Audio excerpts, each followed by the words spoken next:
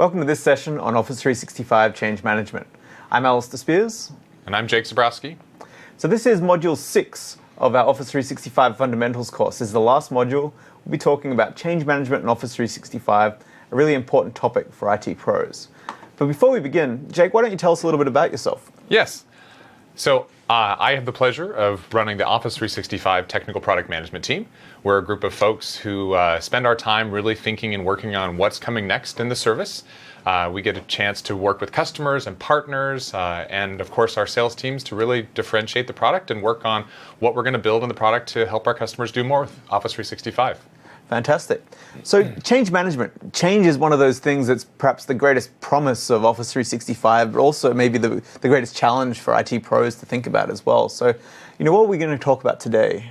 Yeah, we're going to talk about some really exciting things we have coming into the service. We've taken a lot of feedback from customers on how we evolve the service, not just the features in the service, but also how we deliver updates and features into the service. So today I want to talk about how that's changing, what the cloud means in terms of how you manage your environment, and also to help you stay in front of those changes as they do come to the service. Fantastic. And Office 365 is one of these things that's constantly changing. Our approach to change management changes quite regularly as well, doesn't it? Yeah, just like any feature of the service, we are evolving and updating and improving our ability to actually release updates to the service, to take feedback from customers and to help you as you're improving your environment. Fantastic. Great. So let's just jump right into it here.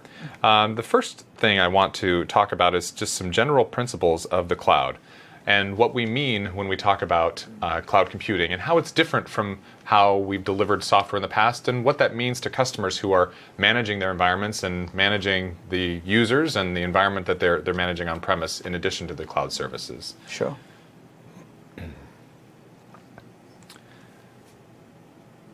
So there are three principles that we talk about when we are going through what it means to be a service. The first is that Office 365 is an Evergreen Service. And what that means is it's always up to date. And for customers who have been on the journey with us and started in the days of BPOS and then have gone through a couple of upgrades to the service, we've really reached a very exciting milestone. And that milestone is that Office 365 is now an Evergreen Service, which means that we are always up to date. We're continually innovating and adding new capabilities to the service and improving the user experience as well as the administration experience in the service on a monthly basis. And so Evergreen means we're always up to date, and that's true for Office 365 today. Great. The second principle that I think is really critical and important for our customers to understand is that everything we do in the service is built on a foundation of trust. And when I say trust, it's around security, privacy, and compliance, and we'll get into more detail on that in a second. And the third is that we offer service that's highly scalable and available for customers, and we have a really great SLA attached to it, but also it's configurable to customers to tailor it to their needs. And again, we'll go into more detail in just a moment. Right. So trust, I think, is a really important thing because Office 365, it is a very different relationship you have with Microsoft than perhaps what you've had in a traditional on-premises software world where we just hand you the software, you deploy it, it's up to you to manage it. But Office 365 is a little bit different in that respect, isn't it? You're right, Alistair. The really important thing to note here is that customers are entrusting us with their data. And in order to make sure we maintain that trust, we have to do everything within our power to keep that data secure and make sure that it only is seen and accessed by the people who should have access to it. It's really important to begin with that customers own their data when it's in the Office 365 service, not Microsoft. We're just a steward and helping service it to the customer on their behalf. And so everything we do in the service is built on the premise of security, privacy, and compliance. We go through a huge amount of effort to ensure that we have the right controls in place, both for our operational systems and the people that are managing the service, but also the controls in place for customers to be able to manage the data in their own way to meet their own compliance requirements and their own privacy requirements internally. And I think people are getting more and more sophisticated with how they approach compliance. Governments are getting more sophisticated with the regulations that apply to different organizations. And just the non-IT groups inside the business are getting smarter and smarter about how they use technology, what policies need to be in place, what regulations they need to follow, and what security capabilities they want out of their IT investments. Yeah, that's right. And one of the great things about a service like Office 365 is that we have world experts in security and compliance that are working on our service and innovating on our service all the time, looking for new ways to provide controls for customers, new ways to comply with standards, looking at emerging compliance standards that we should be complying with. So it really gives customers, especially customers who haven't been able to invest that heavily, tools and confidence that we're doing that on their behalf. So it's really a great experience for customers. Fantastic. And so what about privacy? I mean, privacy is a big question mark on a lot of cloud services, and people that have grown up with sort of consumer cloud services based on advertising and those sorts of things may have a very different expectation of what cloud is in terms of privacy to, say, what we provide in Office 365. Yeah, it's a great question. So privacy obviously is critical to how we operate. And our business model isn't predicated on things like advertising. And so we really are very judicious with the data and ensuring that access to that is really only for the use of the customer according to their terms. And so privacy is just core to how we function and really a key part of what we do in terms of protecting that customer's data. So we have some really great blog posts if you go to Microsoft.com that talks about privacy and some of the stances we have on that and how we handle data and what promises we make to customers. So I'd suggest going to the Office 365 Trust Center and really getting a little more depth in our privacy policies. Great. So the last thing in terms of the cloud principles I wanted to talk about is just configuration, scale, and customization of the service. Being a cloud service, it's a little bit different in how you manage it. But one thing I really want to make sure that people are clear about is that we are not limiting your ability to actually configure the service. In some cases, you actually have more ability to configure the service than you've had with on-prem software in the past. Right. And so customers can really tailor that environment to their specific needs, to their specific use cases, and to meet their specific business requirements, which I think is really exciting for customers that they can still do that in the cloud. Yeah, absolutely.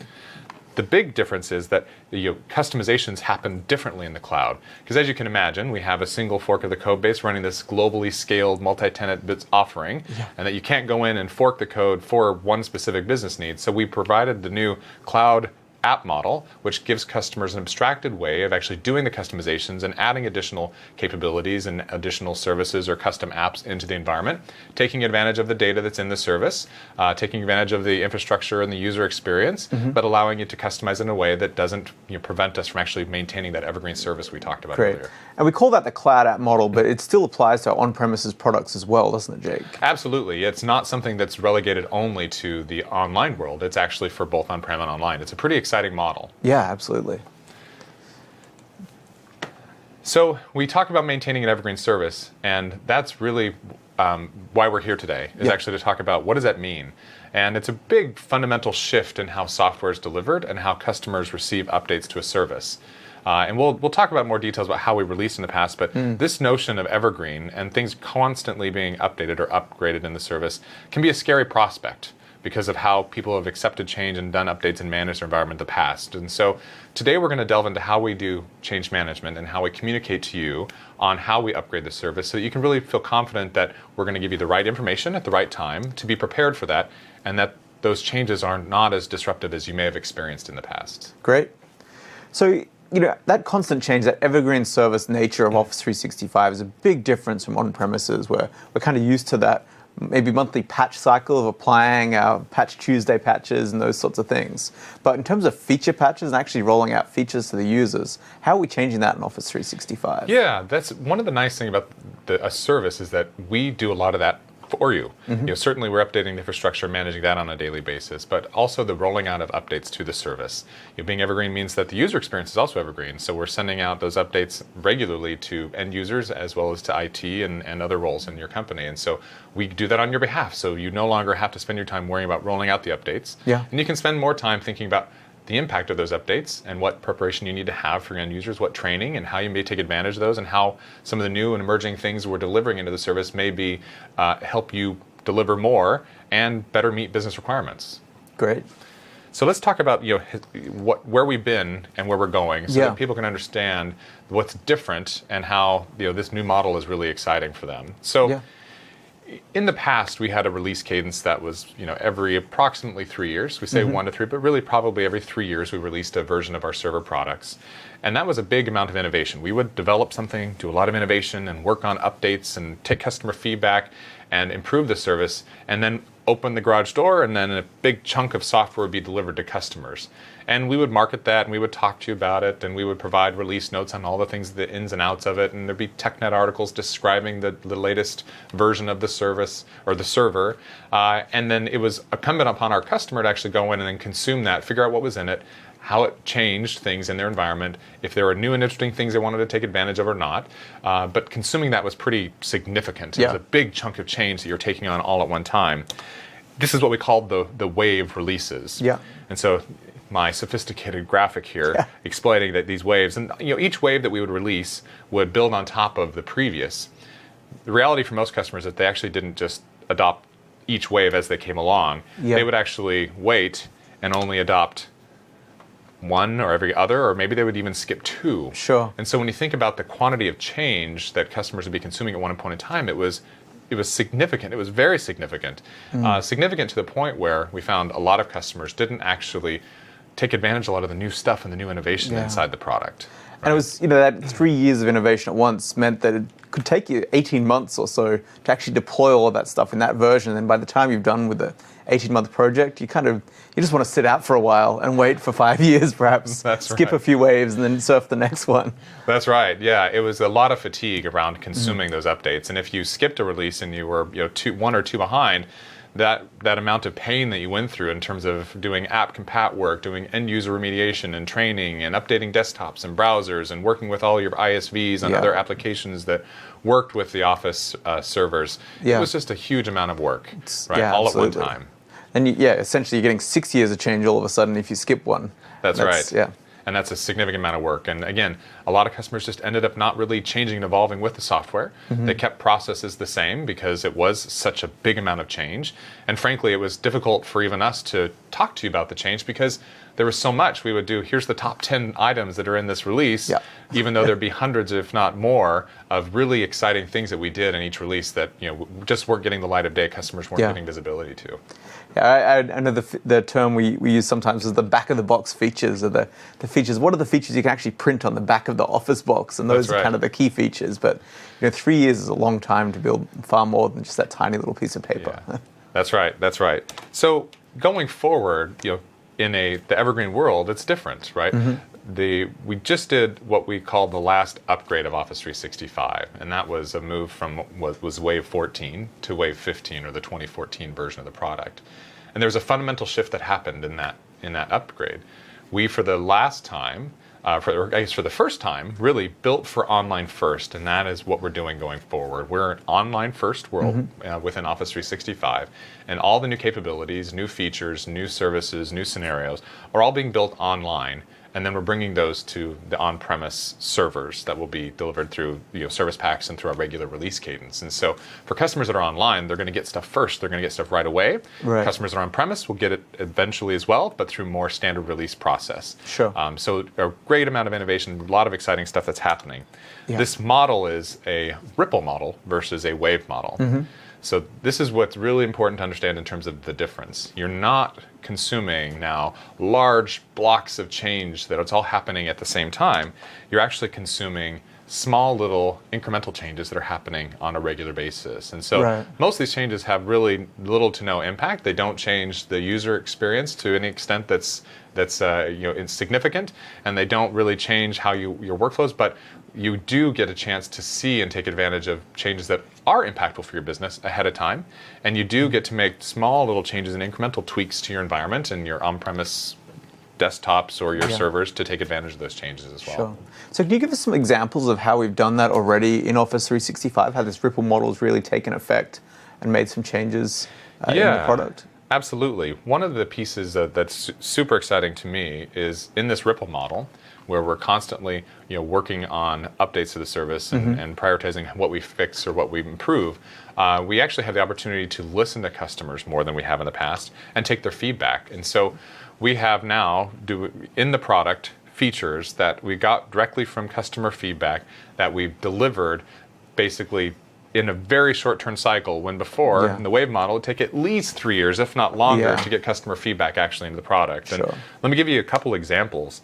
One example is that we've now added the ability to do rights management on Office or document types outside of just the Office file formats. We understand that customers have things like PDFs and image files and TIFF files and other things, even music files or video files that they want to use rights management with, and we were now able to add that into the service, and customers that are using Office 365 got that right away. So that's one of the exciting innovations that we've added. Great. Another is, we have the ability for customers actually to respond directly to us inside the product. We have the send a smile that you can say, hey, I like this or I don't like that in the product. We listen to it and we make improvements based upon that.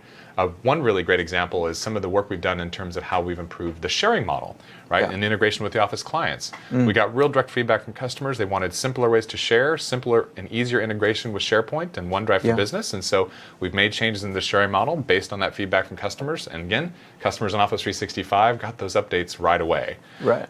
And so it's not just the server products in Office 365, the kind of back-end services like Exchange and SharePoint that are benefiting from this, but it's also right down to the Office client applications and the web apps and the phone apps and those sorts of things as well. That's right. It's across the board. And being, delivering again through a service gives the ability to respond and update and send those updates out to the service, and customers that are using the service get it right away. Great. Yeah. So it's pretty exciting stuff. Yeah. There's a couple things I do want to talk about, kind of shifting gears a little bit also, to give customers a preview into how they actually get in front of this. One of the feedback programs that we do have is a new program. It's called the NDA Preview Program. It's another mechanism to give us feedback. It allows our customers to actually work directly with our engineering team and see things before they're actually released, to give us additional feedback, help us understand if the user flows are right, if the UX is appropriate, if it actually works the way it's intended, if it meets the business needs. So we have this great program, NDA Preview, and customers can go and sign up if they're interested. And then they have the opportunity to work with us, and we work with them and give us feedback and work back and forth. Sure. So pretty exciting program. And so the NDA Preview is the non-disclosure agreement, so there is some things that the customer does have to do to be eligible for this, is that right? That's right. There's some work a customer has to do to be eligible. They obviously have to, we call it the NDA Preview, they have to sign an NDA, and then they have to commit to actually providing feedback. And they can pilot a group of users within their environment, so if they want their IT shop to be able to provide feedback and get early access to some of these features, and it's primarily end-user oriented features today, they can do so, and they can take a group of users in their environment and put them in the preview program, and they don't have to create a separate environment to do a bunch of work. They just have to work with us on it. But even if they don't do anything, they still get all of these new features eventually in the service, right? There's no gate that they'll stay back on an older version of Office 365 or anything like that. No, that's right, and it's a great point. We call it an Evergreen Service. It's always up to date, and it's always up to date, and customers are moving forward with us. It's like the train is on a single set of tracks, and it's moving forward, and we're all on board. So these preview programs are more the case you're on the first carriage rather than the last carriage in the train. Sort of. That's right. That's right. And I'll explain a little bit how we're going to go through the vetting process and release process to give you a little more insight to how it all fits together. That'd be great. Yeah. Great. So one thing I wanted to also show, just to kind of make it real, that we have actually been delivering Office 365 in this evergreen mode for almost a year now. Yeah. And in that time period, we've had nearly 80 updates to the service. And here's a sampling of those here. And some of them are small and some of them are big, but a lot of them are really just additive to the service, really enhancing the user experience and enhancing the experience for IT. We've done a lot of updates to the Office Online apps, so Excel Online, Word Online, PowerPoint Online. We've done a lot of updates around business intelligence, adding new capabilities with Power BI. We've done a lot of work around identity and identity management within the service, as well as onboarding, end-user UX, a ton of work around sharing and OneDrive. So there's just some really exciting stuff that we've added to the service over the last year. Fantastic. And we just get it for free on Office 365. You just get it for free. Right. Yep, we've actually are hearing more and more from customers that are on-prem, hey, wait, I want that too. When do I get it? Yeah. And the way you get it is by using the Office 365 service. Right. So, yes, that's a lot of changes. That's a lot of changes. How should we think about that kind of change management and managing our environment? Because as IT pros, we really want to stay in control of this environment. We don't want to let any of our assets get out of control and have a kind of a non-managed environment. So how do we stay up to date with all of this? Yeah, it's kind of a juxtaposition, right? You're used to the Wave model, and so change can be a daunting task. And then we were talking about incremental change. It's hard to know how real that is and what that actually feels like until you've lived it. And so, but we've heard feedback from customers that they do need a little more information and a little earlier notification. And so we're actually evolving the change management model to help customers and to meet those needs. We're not just taking feedback on product features, we're taking feedback on the process and the operations of the service as well. Right. And so we're talking about some really cool stuff that we're doing inside the service to help our customers have a little more control around when they can actually see what's going on inside the service. Great. So let's quickly talk about what's changing. Again, like all features in the service, we're evolving and maturing every aspect, including operations of the service. And so there's 3 key things that we're going to be improving upon over the next few months. One of which is the process for actually which we release features, and in particular end-user-facing features, because obviously those are the ones we're most concerned about, because those impact our users and can impact our support, help desk costs and whatnot. And then we're also improving our communications policies, again, to make sure that the IT folks are really the hero within the environment and have the information in order to be prepared when changes do come. And last but not least, we're also going to be evolving and improving our roadmap disclosure policy. In a cloud service where things are dynamic and we're releasing on a regular cadence, the old systems of the past for communicating what's coming in the service, medium and longer term, don't work, and we have to really provide a more transparent way of communicating that. So some exciting stuff. Yeah, absolutely. The first thing I want to make sure you understand is that how we look at change within the service. And we have a categorization process to look at different types of change based upon their impact primarily and what happens when we release those updates. Because not all updates are the same, right? There's some big ones, there's some little ones, there's some background ones, and there's some user-facing ones as well. That's right. There's a bunch of different types of updates to the service. And one thing I want to be very clear on, we're using the term update and not upgrade because, again, we've moved to that cloud-first model, and so we're really out of the upgrade process. And we're really more just about evergreen updates. And so there's 5 different types of updates to the service that we categorize. And the first are feature updates. And these are updates to existing features, existing scenarios and services in the product that would have some impact potentially to the user experience, although most of the updates there don't. They're just additive and improvements. But those are where the majority of updates are actually coming from, is these feature updates for existing scenarios. Okay. Then we have another category, which are feature or introductions, where we're introducing new services, we're introducing new applications and new features. For instance, when we introduced Office Mobile for the iPhone, we introduced OA for iPhone as well. So those are some examples of things that are additive. They don't impact the existing user flow. We add them to the service. You can choose to take advantage of them, or your users can choose to take advantage of them, but it doesn't disrupt how people are using the service today. Right. And then we get into more platform-oriented updates, and this is where some of the more heavy lifting comes in, where we're taking burden off you, but we're also wanting you to stay up to date and in control as well. The first one, and we use a scary name, but it's really not as scary, are called disruptive updates. These are updates that impact the flow of data between our service and your environment. And so those are updates where we really, really try to over-communicate to you what's going on, so you have really clear timeframes and guidance on what you need to do to make sure you're ready for those changes. And that's really big changes. They don't happen very often. API changes, deprecations, changes that are based upon our system requirements, and we'll talk about how you manage to that in a minute. Sure. The second type are configuration changes. These are changes that really don't have as big of an impact, and it's not as much work to actually get ready for those changes, like small DNS changes, small configuration changes that you may need to make. And so we have a different category for those type of changes. Right. But they are changes that an IT admin needs to actually make some change on their on-premises environment to continue, is that? Yes, that's correct. Those are changes that you're responsible for making in the service, and it may or may not actually cause data to stop flowing, but it would be something that we're going to communicate to you about and make sure that you're prepared for and can make. So it's kind of a hygiene thing that IT pros should be aware of and make sure that they address if they're using particular capabilities or something like that. That's exactly right. It is more of a hygiene type of update. Okay. And then the last, but certainly not least, type of update to the service, are bug fixes and security fixes. We're constantly managing the service. We're patching servers, we're managing hardware, we're dealing with hard disk failures and whatnot in the service. So we're working within the service on a continual basis to make sure it's up and running, scalable, and available, and to provide for our SLA and our global availability. So we're constantly managing the service. That's stuff that's just happening in the background of the service on a daily basis. Right. So in terms of those end-user facing features, they're probably the ones that we're most concerned about from an IT Pro perspective, because our users will start calling us, they'll pick up the phone, they'll raise help desk calls and those sorts of things. So what do we have to try and make that a little bit more kind of get in advance of those sorts features rolling out? Those are certainly not the features that you like to be surprised about. No.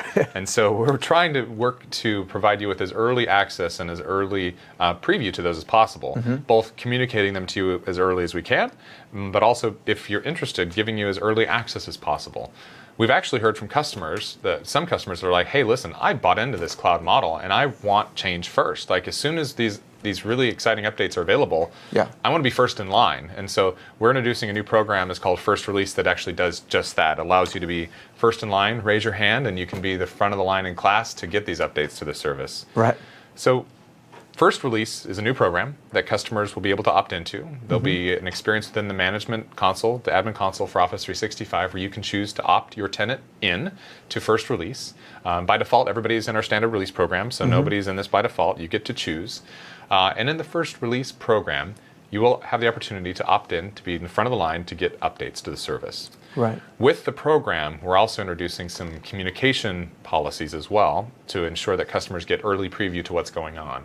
The first is, we're going to tell all customers about a pending update to the service. And again, these are end-user impacting updates. And to start with, as we're evolving and maturing, it's Exchange and SharePoint end-user updates that are coming to the service that we will communicate to all customers a week before we deliver it to First Release customers. And so a week after we announce it, and I'll tell you how we're going to announce it and where you're going to get the communications, but a week before we announce it, we'll tell all customers, and then First Release customers will start to get those updates. So it's not really a beta program. You're not getting beta code or pre-release code or anything like that. This is actually the final updates that everyone will get. Is that right? That's right. This is generally available code, fully documented, fully supported, ready to go in prime time. We're just providing a way for customers to get it first, and then for customers who need a little more time to have a little more time to actually prepare for those updates. Right. And in some cases, some customers may want to actually create a second tenant, put it in First Release so they get earlier access to play around with things before they go through the standard release process. Right, so more of a testing environment you have on First Release, and then you have a little bit more warning before it hits the rest of your users or something like that. That's right. And we're guaranteeing customers that there'll be a minimum of 2 weeks between when we release to the First Release set of customers and when we'll start the release through the standard release process. So customers will get a minimum of 2 weeks between, and then an additional 7 days warning ahead of First Release. So a total of 21 days of notification before these would come through the standard release process. Great.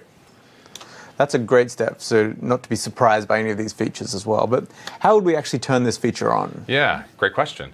This is a mock-up. The user experience in the admin console is coming soon, so you should expect to see it showing up over the next month or so. And so this is an example. Again, by default, all customers are just in our standard release pool. But if a customer says, hey, listen, I'm ready, I want these things first, or they create a test tenant and they want to opt in at test tenant, there's going to be under service settings the ability to turn on First Release. Right. When you turn on First Release, within 24 hours, we will respect that, and we will start delivering those end-user updates for Exchange and SharePoint through that First Release group, and then the other standard release customers will get it again after 2 weeks. So all I need to do is just flick a switch, and then a day later, I'll start getting all of the latest updates coming through into my environment first. That's right. That's it. That's it. Wow. That's pretty simple. Pretty straightforward. And if at some point in time in the future you decide, hey, I want to slow down a little bit, you can do that too. Right. Just go back in, flip the switch to off, and then within 24 hours we'll respect that. Right. We're not going to take anything away. Right. So it doesn't roll back any of those things I've got that the previous First Release. That's right. It doesn't roll anything back. So everything you have up until that point will persist, and then going forward we'll respect your setting for what release group you're in. Great. So it's like a fast, slow button on the updates. Yeah, that's right. A fast, slow button on the updates. Just to make this real for you, just to explain a little bit of our vetting process and how all these things fit together. So obviously we go through many cycles of vetting features before we release them to the service to make sure they're well documented, to make sure that there aren't a lot of bugs, going through a ton of security and privacy reviews and work to make sure the features are really up to par for Microsoft standards before we release them. So we go through dog food, we go through security reviews. We actually deploy all these updates to MSIT. So we have Microsoft full-time employees plus all our vendors, a very large population of people who are actually using these updates before we release them out into the wild. And then those updates go through the NDA Preview Program, which we talked about earlier. So customers are in the NDA Preview Program, giving us feedback, working directly with us. We'll see those updates, and then after we are confident that they're ready, the documentation's there, localization has taken place, then we'll release them out, and they'll go to the first release customers. Right. So even the NDA Preview Program is not really a beta per se. It's more of a release candidate, would you say, in the kind of on-prem? Yeah. The analogy on-prem, I guess, would be a TAP program that we've had in the past, where we've worked with customers on technical preview of updates to the service. So it's more of a TAP. Again, like the rest of the service, it's more incremental, but it does give that earlier access. Great. So going forward, though, in addition to that NDA preview, now we have first release. So again, I'm wanting to put this on a time frame so you kind of get how all these pieces fit together. So we'll go through our vetting process. We'll dog food it. We'll go through our security reviews. We'll deploy it through MSIT and get real feedback from people using the service inside of Microsoft. We'll give it to our NDA Preview customers, get direct customer feedback to finalize it, fit and finish, and take additional feedback. We'll notify customers before we release. Again, 7 days before first release customers will get it. We'll deliver it. It's generally available, fully supported code. First release customers will get it first. And then a minimum of 2 weeks afterwards, we'll start deploying it through our standard release cycle. Right. So this is a big change in terms of how we get these service updates, almost from the way that we structure kind of our IT budgets, even around these kind of capital expenditures every few years for a big forklift upgrade. Now, essentially, we're saying this is operational. It's kind of on the train. We just need to constantly monitor, and we'll constantly get these updates as well. Yeah. It's a great point. I think, and actually that's a great segue into what I want to talk about next, which is, as you're running your IT shop and preparing for this, like, what should you do, and how is it different than how you prepared for updates, those forklift updates from the past? Because it is different, and there's different ways you need to manage some of the tools that we provide you. And it's almost a kind of new muscle to build as well, where in the past, like even just something as simple as deployment, maybe we wouldn't actually have the skills in-house because we just bring in an external consultant or a contractor to do that upgrade once every 3 years, 5 years, 10 years, or something like that. Whereas now this is something that we just do every day, and we just see these updates flow through. So it's kind of it's an innate skill we all need to have in the IT pro profession. Yeah, that's right. It's going to be part of just the core DNA of what the IT pro will be doing in this cloud world. There's what we found from customers who have moved to the services model is that there's plenty of work. The IT shop has been busier than ever, and actually having a much closer partnership with business because they're actually talking with them continually, getting ready for these updates, talking about how they can take advantage of it. We're releasing these incrementally, which means that you have more purview and more information on those incremental updates, and you can actually have better, more depth discussions on how we take advantage of this on the business side of the house. Great. So it's more like, rather than trying to read a book every 3 years, we're just reading a blog every week sort of approach. That's right. That's right. Staying up to date. And so, our role as Microsoft is to make sure that we're doing a great job of communicating to you, so that you have the information you need and can really be the champion for that within your environment. So let's go back, revisit again on the different types of change that we have in the environment. And now I kind of want to go through each of these and explain how you will stay on top of those changes and what tools you have and what we're providing for you as the source of truth to make sure you're ready for when those things change. So, if you like my colorful chart here, going through these, I'm going to point to what, again, are the sources of truth for these updates. And so you can make sure that you're managing to those. Those feature updates, again, we talked about the time cycle around first release and communication processes. We have a new tool within the product called Message Center, and I'll show that and show some really cool stuff we're working on there. But Message Center is going to be the real source of truth for things that are coming imminently to the service. That's what we're going to communicate directly to customers and let them know that T-7 this is coming to first release, and in an X time frame it'll be delivered to our customers in the standard release group. And so Message Center is the place for you to go to get those direct communications on stuff that's coming imminently to the service. Great. One thing that we're also doing, and this is a change, is we're going to be publishing a public roadmap. And the public roadmap is going to be, 3 or so month view of what's coming into the service for things that aren't super sensitive. Those are few and far between, but for the majority of things, we're going to communicate those on a public roadmap so you can get a view, not the specific dates, because again, that's fluid in an Evergreen service, but to give you an idea of the things that we're working on so you can make sure that you're prepared, and especially if there's that, if they'd only fix this, you can see on the roadmap when that may be coming to the service. So you see the all-up kind of view on the public roadmap, but then if you want to know your exact tenants, deployments, or those sorts of things, is that where it'll come into play in the Message Center? Message Center will tell globally when we will start the rollout process. Currently today, because of the way we've architected the service, and again, a multi-tenant, globally scalable service with the single infrastructure layer across all, we don't have the ability, because of the scale that we're doing with so many customers on the service, of telling exactly when an end user within your environment will get an update. But we can give you general timeframes of when you may see the update. Okay, so essentially the update window is essentially what we're saying here. That's right. That's exactly right. That's correct. And so for end user feature updates, again, for Exchange and SharePoint, we're going to give you a T-7 message in Message Center saying this feature is imminently releasing to first release, and in this time frame, it will start the rollout through the standard release process. Great. And the public roadmap will be the other place to get a medium-term view of that. For new introductions, again, this is new services, new products, things that aren't part of the user flow today, that aren't disruptive to end users. Those we will message out availability. Again, some of these are delivered through third-party marketplaces and other places that we don't control.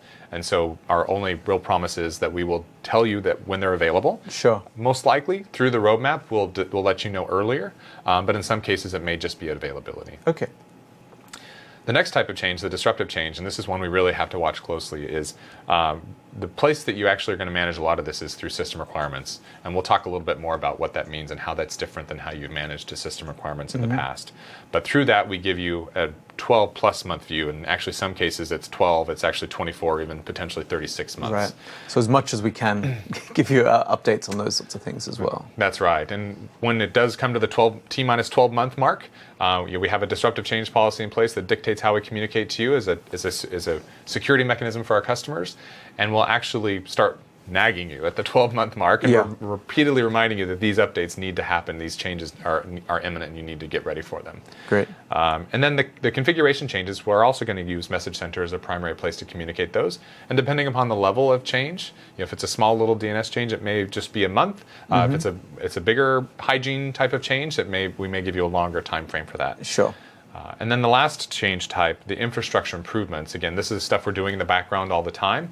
The only time we'd actually really communicate to you is if one of those changes actually requires us to actually do a service maintenance window or take the service down. Right. Those instances are pretty few and far between, and we're working on actually eliminating those completely. But in the instance we do need to do that, we'll communicate to you via both Message Center and the Service Health Dashboard. I remember that was a bigger issue a couple of years ago in SharePoint. We go into like read-only modes on Sunday evenings and nights and those sorts of things, but I haven't seen that in quite a while. Are we still just keeping this here just in case we need to do something like that? Or is no longer a standard operating procedure in terms of rolling out updates? It's a great question. Actually, we used to depend upon it more. We've done a lot of work in re-architecting how we manage and deploy updates to the service and doing it in a way that's not disruptive to our customers. And so reducing our dependency on needing to actually take the service down is one of those key things that we're trying to accomplish. And I think we've done a really good job of getting there. We still have a few instances where we would need it, but for the most part, we're not reliant upon that any longer. Great. So I want to give you also just a view on some of the communication vehicles as they're changing. We talked through a few of them quickly, but I want to reiterate those and point you to where you can go to get those resources. So for customers that are using the service today, there are really three ways we're communicating. One is the system requirements, which we quickly mentioned. The second is through our application lifecycle policies and our disruptive change policies. So those are in place to give you kind of that longer range view of what's happening in the service. And the last, but certainly not least, has been the Office 365 technical blog. If you're not reading it today, it's on you go to officeblogs.com and you'll be able to go and read these blogs and see what feature updates are happening in the service and get a little more detail on what we're releasing. And that's been a really exciting thing. We've had a ton of customers that are taking advantage of that and reading that blog on a daily basis. So we're communicating a lot of stuff there. I know that's how I find out about updates first thing in the morning. Every morning I wake up, check the blog to see what the team has released overnight. So it's an important thing. That's right. That's right. So we are adding some new components to this as well, which I've already mentioned briefly. One is the public roadmap, and we found that in the on-premise model, when we released every 3 years, we could create a slide deck of here's the things that are coming and have it under NDA, and then have our sales teams or our partners deliver that on our behalf. But it really required us to create the content, deliver it and train our sales team, who would then deliver it and train our partners, who would then deliver it to the customer. Not super agile, and it takes time for that process to work. And so we're going in a more direct model where we're going to be publishing our roadmap, that 3-month, approximately 1 to 3 month roadmap, on a website for customers to consume on their own, at their own leisure. So that's, I think, really exciting stuff. Yeah. And the last improvement that we're making is Message Center. I've mentioned it a couple times, but we're making some real big investments into Message Center and making that a source of truth for communications on change. So again, you have one place to go where you can really see what's imminently happening within the service, what actions you need to take, what potential impact there may be of an update, whether it's end user or configuration or disruptive change. We're going to communicate all that to you in one place. Excellent. So we talked earlier about system requirements, and how we have an Evergreen service and the service keeps evolving on and on and on. But what if there are other prerequisites? We have our on-premises environments, our Windows PCs, our Office installs, and those sorts of things that maybe we're treating perhaps deciduously rather than as an Evergreen model. So how should we think about that? And how should we align those two things? It's a great question. And this is one of the things in terms of the way we approach change that we need to shift. We talked earlier about reading about the features on the back of the box, and it was a similar approach to system requirements. When we went through that forklift upgrade every 3+ years, then we would go and say, what are the requirements for this upgrade or this update to the service? And so you'd read the box. Here's the things I need to do. Here's the remediation I'll need to go through in order to make sure my desktops and browsers and applications are all up to date with the latest version from Microsoft. Yeah. And you do that at a point in time in preparation for that big forklift process. Now it's more dynamic. We're still giving you a really long-range view in system requirements, and in some cases our lifecycle policies are 5 years, like for the Office clients. So we give you actual 5-year view into what versions of the Office clients will be supporting. So you actually have a really long time to understand and prepare for that. You just need to do it a little bit differently. Rather than a point in time right before an upgrade, you just need to actively be managing to those system requirements. Sure. Okay. What about browsers? Because browsers have been changing faster and faster now. It used to be a case that Internet Explorer sat the same for a few years. Now it's almost every year there's updates. And then when we look at things like Chrome and Safari, their updates are happening even faster. So how do we kind of reconcile that with Office 365? Yeah, it's a great question. And this is actually, I think, one of the tougher things we have to deal with. One, we're doing a lot of work to ensure that we support all the major browsers, Chrome, Safari, Firefox, obviously Internet Explorer as well. So we give the customers choice on the browsers they use and what they have going forward. For the browsers that are always up to date, we're supporting the latest version of those browsers, or the version that are being supported actually by the vendor who provides them. And so that's consistent with their policies. And for Internet Explorer, we're supporting N-1, which, depending upon release cycle, gives you a pretty decent window of support for those browsers. Sure. This is one of the things moving forward we're working on ensuring customers have a great experience. Yeah. So say if I do have an older version of Internet Explorer, I do have an older version of Office, am I actually going to get cut off from connecting to Office 365, or are we going into a kind of more of a best efforts unsupported state in that sort of environment? Good question. This is also important. We're not going to turn it off for you. But what may happen is we've taken dependencies on more advanced technology as we're innovating and advancing the service. And so there may be some experiences which just don't work quite the same as they would with the supported browser, the supported version of Office. But we're not going to turn things off for you. You might have a slightly deprecated experience, but again, you'll have the best experience for using the supported. We're not going to shut things off if you don't. Great. So then it sounds like even though we've taken a whole lot of work off the shoulders of IT with Office 365, that we need to invest even more on keeping our own stuff that we still manage up to date, aligned with Office 365 as much as possible. That's right. And actually, again, managing those system requirements and understanding the long-range view of what's coming and scheduling those things in appropriate timeframes to stay up to date. Great. Yeah. So we've mentioned Message Center, and I wanted to give you a little more detail on kind of our thinking around Message Center and what we're doing, and for those who haven't seen it or aren't using it today, what it actually looks like. So we've done a lot of stuff in Message Center, and we introduced it about a year and a half ago as a way for us to communicate to customers around those disruptive changes and things like browser changes and versions of Windows that were supported.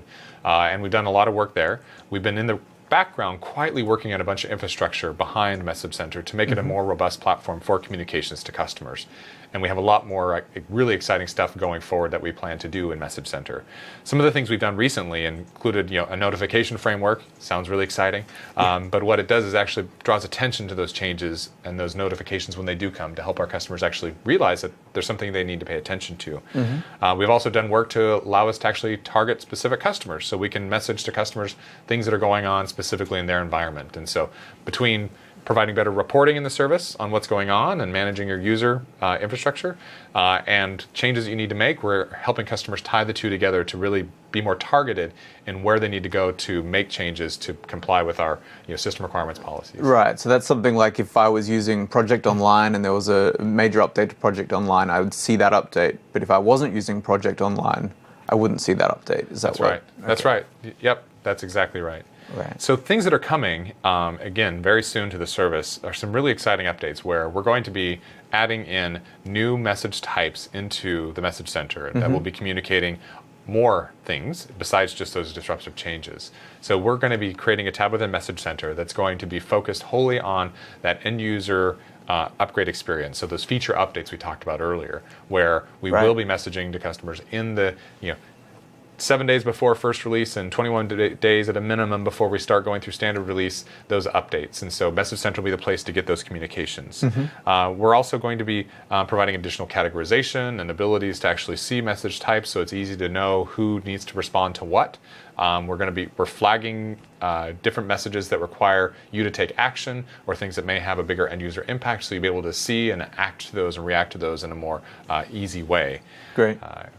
We have some exciting stuff in the future with Message Center too. Again, I keep alluding to the future, but we understand that customers want to consume this information in different ways, and there's different roles who are responsible for deployment across different technologies. And so we're looking at ways to make sure that you can consume those in the way you'd like. And the first thing that we're planning on doing in the future, no concrete dates yet, but in the future is actually providing you an API to consume this data on the change communications that'll be consistent with API set we're building for service health information. So if you're using a set of system management tools or deployment tools and you want to consume this change in those systems, then you will be able to actually consume that data via an API. Excellent. So if I'm using like multiple cloud services, or I want to have that one version of the truth for all my different systems, I can see the service health of Office 365, the updates in my kind of service desk portal or something like that with the API. That's right. That's exactly right. Excellent. So we're working for that in the future. Great. I mentioned this already, but I think this is really exciting, and this is a game changer for us in terms of communication, and that's the public roadmap. Going through that multiple layers of system in order to get this communication out is not tenable in an Evergreen service where we are releasing updates on a monthly basis. And so 30 to 90 days out, we'll be communicating information on the updates, and this will be a great source for you to go and make sure that medium term updates to the service are in your line of sight. And so long range, you'll have system requirements. Medium term, you're going to have our public roadmap, and then near term, imminent coming to the service, you'll have communications and Message Center. So that gives you the great whole view of what's going on. Excellent. So can you give us a little bit of a sneak peek of what Message Center will look like as we evolve it with some of these new capabilities as well? Absolutely. And so let's go into a little bit of details on Message Center, and I can show you how it works and what that looks like. So here we are in the Office 365 Admin Center. When I enter the Admin Center, you'll notice we have the new notifications. That's the notification framework I talked about that we added into the product. That lets me know that I have a message in Message Center. Right. When I go and actually click on that message, it'll take me into Message Center, and I'll see what messages I have. So only admins will see the notification, is that right? So my end users won't see any of those notifications? That's correct. The notification framework we have in place for Message Center is only for admins. Great. So when I click on the message, it'll take me into Message Center, and you notice, for those of you who are using today, that looks a little bit different. I have a few additional tabs today that I didn't have before. First, we have View All, so you'll have a way just to consume all communications if you want to see everything. Next, we'll have our Void Issues tab, and these are really the disruptive type of changes where you need to take action in order to make sure that the data is flowing to your users. The next tab is Change, the one that we're on currently, and this is where we're going to communicate those feature updates. And again, for end user feature updates for Exchange and SharePoint that we'll be delivering through first release, this is where you're going to get those communications. Great. We may have other communications there as well. like admin changes or updates, but we're really making sure that we're going to hit those end user feature changes here. Okay. Just to click into one of these to give you an idea, this is just placeholder text, but the type of communications we'll have, we'll provide links to additional information, for instance, so you can actually go and see additional user assistance content or deployment content that may exist for an update. We'll give you information on where the change is happening, whether it's in SharePoint Online or Exchange Online or a suite level change, the type of change, when the communication expires, when it was published, so you get an idea of when we're actually communicating to you. So we're very clear and transparent on that. Great. And so this is the same sort of information that will be accrued into the API? That we'll be able to see this sort of stuff as well? That's right. And we're trying to loosely tie it to an ITIL type model so that it flows into your change management system without too much additional work. Excellent. I'll show just a couple other quick things within Message Center. One, the Change tab itself in Message Center, which we already quickly talked about. And then going forward, related to Message Center, we are doing some updates to our Office 365 admin app.